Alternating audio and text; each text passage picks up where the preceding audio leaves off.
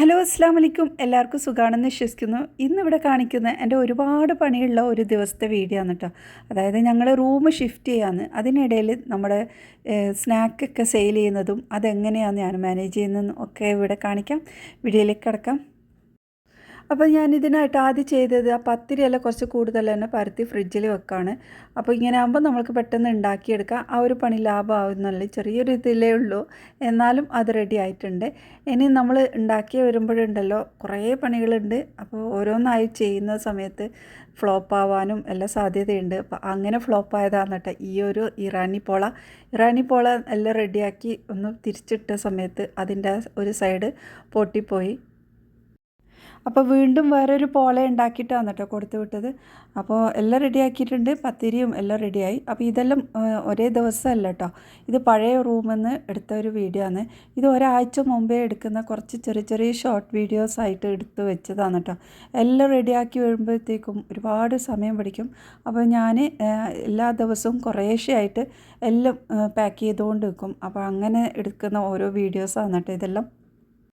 നമ്മൾ ഓരോന്നും പാക്ക് ചെയ്യുന്നത് പ്ലാനിങ്ങോട് കൂടി തന്നെയാണ്. പക്ഷെ എന്നാലും നമ്മൾ അവിടെ എത്തി ഒന്ന് പൊട്ടിക്കാൻ നോക്കുമ്പോൾ ഏതിൽ പാക്കിലുണ്ട് എങ്ങനെയെന്നുള്ളത് എല്ലാം കൺഫ്യൂഷനായിപ്പോയി. അപ്പോൾ ഓരോ പാക്കിലും ഞാൻ അതിൻ്റെ എന്താ സാധനം വെച്ചെന്നുള്ളതൊക്കെ ലേബിൾ ചെയ്തിട്ടും ഉണ്ടായിരുന്നു. എന്നാലും നമ്മൾ അവിടെ എത്തിയിട്ട് ഒന്ന് പൊട്ടിച്ച് നോക്കുമ്പോഴത്തേക്ക് അത് അവിടെ ഉണ്ടായില്ല, ഇതില്ല, കുറേ സാധനം ഇല്ല, അങ്ങനെ എന്തൊക്കെയോ ആയി. പിന്നെ എന്താ നമ്മുടെ സ്റ്റൗവെല്ലാം ഇതാ ഫുള്ള് പാക്ക് ചെയ്തിട്ട് വെച്ചിട്ടുണ്ട് കേട്ടോ. അപ്പോൾ ഇതാണ് നമ്മുടെ പുതിയ കിച്ചൺ. സാധനങ്ങളെല്ലാം എടുത്തു വെക്കാനുള്ളത്രയാണ് കേട്ടോ. അപ്പോൾ ഈ ഒരു സൈഡ് ഫുള്ളായിട്ട് വൈറ്റ് മാർബിളാണ്. അതിനി എൻ്റെ പണികളെല്ലാം വരുമ്പോൾ ഇനി ഏത് കളറാവും എന്നുള്ളത് അറിയില്ല. എന്തായാലും കുറച്ച് ദിവസത്തേക്ക് ഞാനെല്ലാം സ്റ്റോപ്പ് ചെയ്ത് വെച്ചിട്ടുണ്ടത്. കഴിഞ്ഞൊരു വീഡിയോയിൽ ഞാനിതാ സവാള ചോപ്പ് ചെയ്യുന്നത് കാണിച്ചിട്ടുണ്ടായിരുന്നു. അപ്പോൾ കുറച്ച് ആൾക്കാർ അതിനെക്കുറിച്ചൊന്ന് ഡീറ്റെയിൽ ആയിട്ട് ഒന്ന് കാണിക്കുമോ എന്നുള്ളത് പറഞ്ഞിട്ടുണ്ടായിരുന്നു. അപ്പോൾ അതാണ് കേട്ടോ ഈ ഒരു സംഭവം. മോളിനെക്സ് ആണ് കേട്ടോ ഈ ഒരു കമ്പനി, മോളിനെക്സിൻ്റെതാണ്. അപ്പോൾ ഇത് നമ്മൾ ഈസിയാണ് കേട്ടോ യൂസ് ചെയ്യാനും. ഇത് ഇങ്ങനെ വെച്ച് കഴിഞ്ഞാൽ നമുക്ക് ഇതിലേക്ക് ബ്ലേഡായിട്ട് കിട്ടുന്നുണ്ട്. നമ്മൾക്ക് നല്ലോണം തിന്നാക്കി കട്ട് ചെയ്യണമെങ്കിൽ നമ്മൾ ചോപ്പ് ചെയ്തതിന് ശേഷം ആ ഒരു ബ്ലേഡും കൂടി ഇട്ട് കഴിഞ്ഞാൽ നല്ലോണം തിന്നാക്കി ചെയ്യാൻ പറ്റും. പിന്നെ ഇത് ഒന്ന് അടക്കാനും പറ്റും. അടക്കുന്നത് ഒരു സൈഡ് വെച്ചിട്ട് ജസ്റ്റ് ഒന്ന് തിരിച്ച് ഒരു ലോക്ക് ചെയ്യണം, അത്രയേ ഉള്ളൂ. സിമ്പിളാണ് നമ്മൾക്ക് യൂസ് ചെയ്യാൻ. അപ്പോൾ സവാള ചോപ്പ് ചെയ്തത് ഈ ഒരു ബ്ലേഡ് യൂസ് ചെയ്തിട്ടാണ് കേട്ടോ. നമുക്കിത് മാറ്റി ഉപയോഗിക്കാൻ പറ്റും. ഇതുപോലത്തെ വേറെ 3 ടൈപ്പുള്ള ബ്ലേഡ് ഉണ്ട്. അപ്പോൾ അതിങ്ങനെ വെച്ചിട്ട് ഇത് ഒന്ന് അടച്ച് ഇതിൻ്റെ ഈ ഒരു ഓട്ടിൽ കൂടി ജസ്റ്റ് ഒന്ന് ഇട്ട് കൊടുത്താൽ മതി കേട്ടോ. പിന്നെ ഇതിൽ വരുന്നത് ഇതുപോലത്തെ ഒരു ഡിസ്ക്കാണ് കേട്ടോ. ഇത് എനിക്ക് തോന്നുന്നു കുഴച്ചെടുക്കാനായിരിക്കും മാവെല്ലാം, ഞാനിത് ഉപയോഗിച്ച് നോക്കിയിട്ടില്ല. അപ്പോൾ പിന്നെ നമ്മൾക്ക് ഇതിൽ 2 എക്സ്ട്രാ ബ്ലേഡും കൂടി വന്നിട്ടുണ്ട്. ഇത് ഒരെണ്ണം തൊലിയെല്ലാം പീൽ ചെയ്യുന്ന പോലെ ആക്കാൻ വേണ്ടിയിട്ടാണ്. മറ്റേത് നമ്മൾ നല്ല തിന്നാക്കിയിട്ട് ഒന്ന് ചോപ്പ് ചെയ്യുന്നെടുക്കുന്നത്. എന്തായാലും ഇതൊന്നും എനിക്ക് അധികം ഉപയോഗിക്കേണ്ട വന്നിട്ടൊന്നുമില്ല. ആ ഒരു സവാളേൻ്റെത് മാത്രമാണ് കേട്ടോ എനിക്ക് നല്ല ഉപകാരപ്പെട്ടത്. എനിക്കിതിൽ മോശമായിട്ട് തോന്നിയിട്ടുള്ളത് ഈ ഒരു ബ്ലേഡിനെ കുറിച്ചാണ് കേട്ടോ. ഒരു സൈഡ് ബ്ലേഡ് ഉണ്ട്, മറ്റേ സൈഡ് പ്ലാസ്റ്റിക് വെച്ചത് മാത്രമാണ്. എന്തിനാ അങ്ങനെ വെച്ചതെന്നുള്ളത് എനിക്ക് മനസ്സിലാകുന്നില്ല. അത് രണ്ടും ബ്ലേഡായിരുന്നെങ്കിൽ ഒന്നും കൂടെ നല്ല സ്പീഡിൽ പെട്ടെന്ന് ഒരു കറക്കം തന്നെ എല്ലാം പൊടിച്ചെടുക്കാൻ പറ്റും. പൊടിക്കുന്ന സാധനമാണ് കേട്ടത്. അപ്പോൾ അത് അതിൻ്റെ മാത്രമായിട്ടാണ് എനിക്ക് കുഴപ്പമായിട്ട് തോന്നിയത്. അപ്പോൾ നല്ല ബ്ലേഡൊക്കെയാണ് കേട്ടോ, പെട്ടെന്ന് പൊടിച്ചിട്ടെല്ലാം കിട്ടുന്നത്. പിന്നെ ഒരു ഗ്ലാസ് ജാറും കൂടി ഉണ്ട് കേട്ടോ. സവാളയെല്ലാം വളരെ പെട്ടെന്നാണ് നമുക്ക് റെഡിയാക്കാൻ പറ്റുന്നത്. ഈ ഒരു ഫീൽഡിൽ ഇറങ്ങിയവർക്ക് ഇതുപോലുള്ള ഒരു സംഭവം കിട്ടിക്കഴിഞ്ഞാൽ നല്ലതായിരിക്കും, ഒന്നുകൂടെ ഈസി ആയിട്ട് നമുക്ക് ചെയ്യാൻ പറ്റും. ഇനി ഇതായി ഒരു പാത്രത്തിൽ കുറച്ച് ഓയിൽ ഒഴിച്ചു കൊടുത്തിട്ടുണ്ട്. ഇത് നമുക്കൊന്ന് വഴറ്റിട്ട് നമുക്ക് റെഡിയാക്കിയെടുക്കാം. ഇതുപോലെ വഴറ്റി കഴിഞ്ഞാൽ പെട്ടെന്ന് നമുക്ക് സ്നാക്കെല്ലാം ഉണ്ടാക്കാൻ പറ്റും. ഇനി ഞാൻ കാണിക്കുന്നത് കഴിഞ്ഞ ഏതൊരു വീഡിയോയിൽ ചോദിച്ചിട്ടുണ്ടായിരുന്നു കീമ എന്ന് പറഞ്ഞാൽ എന്താണെന്നുള്ളത്. അപ്പോൾ നിങ്ങൾ ഓരോരോ ആൾക്കാരുടെയും കമൻറ്റ് നോക്കിയിട്ടാണ് കേട്ടോ ഞാൻ ഈ ഒരു വീഡിയോയിൽ ഓരോന്നിനും റിപ്ലൈ തരുന്നതൊക്കെ. അപ്പോൾ കീമ ഇതാണ് കേട്ടോ, നമ്മൾ ബീഫും നന്നായിട്ടൊന്ന് അരച്ച് പേസ്റ്റ് പോലെ ആക്കിയെടുക്കുന്നതാണ്. നമ്മൾക്ക് അങ്ങനെ ഷോപ്പിൽ നിന്ന് പറഞ്ഞാൽ അങ്ങനെ കിട്ടും. അപ്പോൾ ഇത് ഞാൻ ആ ഒരു കീമ നന്നായിട്ട് വേവിച്ച് വെച്ചതാണ്, ഇതുപോലെ പാക്കാക്കി വെച്ചതാണ് കേട്ടോ. ചില സാധനത്തിനെല്ലാം ഞാനിത് യൂസ് ആക്കലുണ്ട്.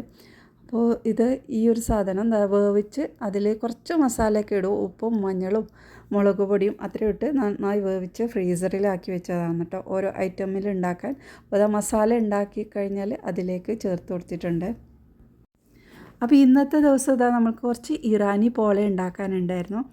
അപ്പോൾ ഇറാനി പോളേൻ്റെ മസാല ഞാൻ ഇടയ്ക്കിടയ്ക്ക് ഒന്ന് മാറ്റി പിടിക്കലുണ്ട് കേട്ടോ. ഇപ്പം ഞാനതിൽ കുറച്ച് ചില്ലി ഫ്ലേക്സും അങ്ങനത്തെ ഒക്കെ ഇടാറുണ്ട്. അതൊക്കെ ഇടുമ്പോൾ ഒന്നുകൂടെ ടേസ്റ്റായിട്ടാണ് കേട്ടോ എനിക്ക് തോന്നിയത്. പിന്നെ നമ്മൾക്കിതാ കുഞ്ഞിക്കലത്തപ്പം ഉണ്ടാക്കിയിട്ടുണ്ട്. കുഞ്ഞിക്കലത്തപ്പം ഇവിടെ കുറേ ആൾക്ക് ഫേവറേറ്റ് ആയിട്ട് വന്നിട്ടുണ്ട് എന്നുള്ളത് കാരണം അറബികൾക്കൊക്കെ നല്ല ഇഷ്ടമായിട്ടുണ്ട് എന്ന് പറഞ്ഞു. അപ്പോൾ അതും കൂടി റെഡിയാക്കുന്നുണ്ട്. പിന്നെ നമ്മുടെ മറ്റേ കലത്തപ്പം ഉണ്ടല്ലോ, നമ്മുടെ ശർക്കര ഇട്ടിട്ടുള്ള കലത്തപ്പം, അത് ഇതുവരെ ഞാൻ അതിൻ്റെ റെസിപ്പി കാണിച്ചിട്ടില്ല. ഇൻഷാ അല്ലാ അത് കാണിക്കാം. അപ്പോൾ നമ്മളെ കട്ട്ലറ്റിനുള്ള ബീഫൊക്കെ റെഡിയാക്കുന്നുണ്ട് കേട്ടോ. അപ്പോൾ അതിൻ്റെ മസാലയും നമുക്ക് ഉണ്ടാക്കിയെടുക്കുന്നത്. ഇന്നത്തെ ഈ ഒരു വീഡിയോയിൽ നമ്മൾ നല്ലൊരു മുട്ടേൻ്റെ റെസിപ്പിയും കൂടി കാണിക്കുന്നുണ്ട് കേട്ടോ. അപ്പോൾ വീഡിയോ സ്കിപ്പ് ചെയ്യാതെ ഫുള്ളായിട്ട് കാണണേ. അപ്പോൾ ഇതാ നമ്മുടെ മസാലയൊക്കെ റെഡി ആയിട്ടുണ്ട്. അപ്പോൾ അതിൻ്റെ ഇടയിൽ ഇതാ സ്ട്രോബെറി തിന്നുന്നു. ഇപ്പോൾ നല്ല സ്ട്രോബെറീൻ്റെ സീസണാണ് കേട്ടോ. ഈ ഒരു സമയത്ത് നമ്മൾ കുറച്ച് കൂടുതൽ തന്നെ സ്ട്രോബെറി വാങ്ങിയിട്ട് ഫ്രീസറിൽ സ്റ്റോർ ചെയ്ത് വെക്കാം കേട്ടോ. അപ്പോൾ അങ്ങനെ ആകുമ്പോൾ നമുക്ക് സ്ട്രോബെറി ഇല്ലാത്തൊരു സീസണ് വരുന്ന സമയത്ത് നമുക്ക് ജ്യൂസുകളാക്കി കുട്ടികൾക്കെല്ലാം കൊടുക്കാം. ഞാൻ അങ്ങനെയാണ് കേട്ടോ ചെയ്യുന്നത്. സ്ട്രോബെറീൻ്റെ ജ്യൂസ്, ഐസ്ക്രീം അങ്ങനെയൊക്കെ ഉണ്ടാക്കും. അപ്പോൾ അതെല്ലാം നമ്മൾ ഇപ്പോഴേ സ്റ്റോർ ചെയ്ത് വെക്കണം. നല്ല ടൈറ്റായിട്ട് കവർ ചെയ്ത് എടുക്കാം. അപ്പോൾ ഇതാ നമ്മളെ ചട്ടിപ്പത്തിരിയും ഒക്കെ റെഡി ആയിട്ടുണ്ട്. ഇനി നമ്മളെ മുട്ടയുടെ റെസിപ്പി ഉണ്ടാക്കാൻ വേണ്ടി ഇതാ കുറച്ച് തേങ്ങ എന്നിട്ട് എടുത്തിട്ടുള്ളത്. ഒരു 2 ടേബിൾ സ്പൂൺ തേങ്ങ മതി ഇതിലേക്ക്. പിന്നെ ഇതാ കുറച്ച് മല്ലിയിലയാണ് എടുത്തത്, ഒരു പിടി മല്ലിയില. പിന്നെ കുറച്ച് പുതിന ഇല എടുത്തിട്ടുണ്ട്. പിന്നെ ഇതാ ഇതിലോട്ട് ഇതാ ചുവന്ന മുളകാണ് ഞാൻ എടുത്തത്. പച്ചമുളകാണ് ഉണ്ടെങ്കിൽ അത് എടുത്താൽ മതി, ഏതായാലും കുഴപ്പമില്ല. കുറച്ച് എരിവിനല്ലേ. അപ്പോൾ അതും ഇട്ടിട്ടുണ്ട്. നന്നായിട്ടൊന്ന് അടിച്ചെടുക്കാം. അപ്പോൾ നമ്മൾ എല്ലാ സംഭവവും റെഡി ആയിട്ടുണ്ട്. പിന്നെ നമ്മൾക്കിതാ മുട്ട എടുത്തിട്ടുണ്ട്. അപ്പോൾ മുട്ടയെല്ലാം ഇത് പുഴുങ്ങി വെച്ചതാണ്. ഇനി നമ്മളിതൊന്ന് കട്ട് ചെയ്ത് മാറ്റി വെക്കാം. കട്ട് ചെയ്തതിന് ശേഷം നമ്മൾ നേരത്തെ അരച്ച് വെച്ച ഒരു ചട്നിയിലോട്ട് ഇതാ കുറച്ചൊന്ന് വിനീഗർ ഒഴിച്ച് കൊടുക്കുന്നത്. വിനീഗറോ ലൈമോ എന്ത് വേണമെങ്കിൽ യൂസ് ആക്കാം കേട്ടോ. പിന്നെ അതിലേക്ക് പാകത്തിനുള്ള ഉപ്പ് ഇട്ട് ഒന്നും കൂടെ അടിച്ചെടുക്കാം, നന്നായിട്ടൊന്ന് മിക്സായി വരാൻ വേണ്ടിയിട്ട്.